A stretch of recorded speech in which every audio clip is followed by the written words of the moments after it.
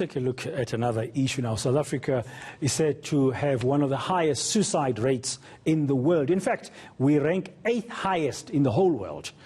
About 2,000 people have committed suicide since the start of the coronavirus pandemic in the country. My next guest is University of the Free State Chancellor Bonang Mohale. He's opined that companies now need to do more to look after their employees' mental health. He's joining us now on the line.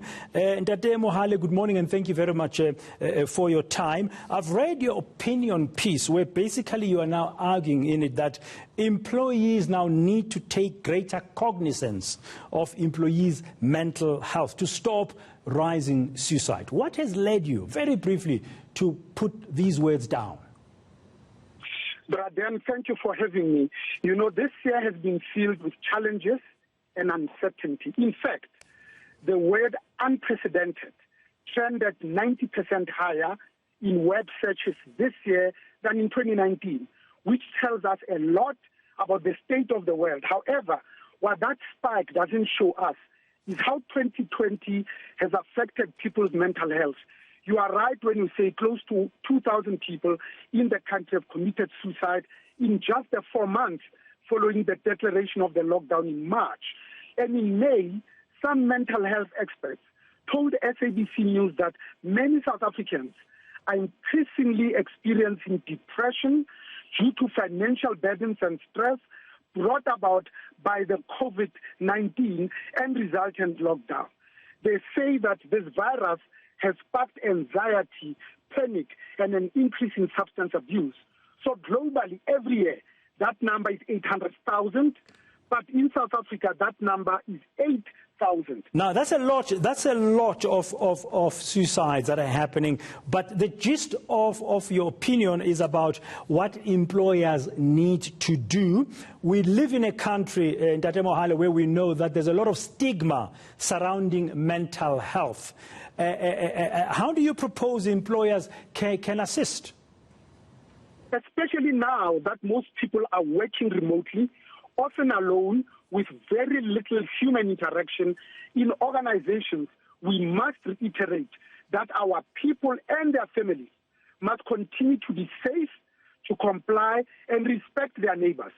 This will enable companies to continue to receive high performance with high integrity, and the employees will also continue making quality decisions at high speed with leadership from every seat, not just the C-suite, thereby increasing employee engagement, agility, sustainability, and resilience. Now, Ntate Mohale, sorry to cut you in there. At a high level, many companies will say we have wellness programs in place. An employee who might be having a mental health issue needs to access that. Is that good enough in today's world where, as you've just pointed out, people likely to be working alone and remotely? Is it good enough for employers to say, access our wellness programs? No, not at all, especially how do they access it now that they're working from home and they are uncertain themselves and anxious. So we say that people are most important asset. And if we say it, we must mean it, we must tell them, reiterate it, and consolidate it. Secondly, we know that the company is not bricks and mortar. It's not the products and services that we provide, but actually the people that work for us and choose to be with us. Therefore, we know that this year, or actually two, is like no other. Therefore, it's up to the employees, the supervisors, and the employers to reach out and say, are you okay? Are you coping? Can we do something? What more can we do to help you to make sure that the employees feel needed and wanted, they feel a heightened sense of connection, and indeed their own career pathing and succession planning is taken into... So basically you are saying it requires high levels, high active levels by leaders of organization to make sure that employees who are working remotely, who are under all kinds of pressures, as you point out in your opinion piece, feel included and valued and cared for.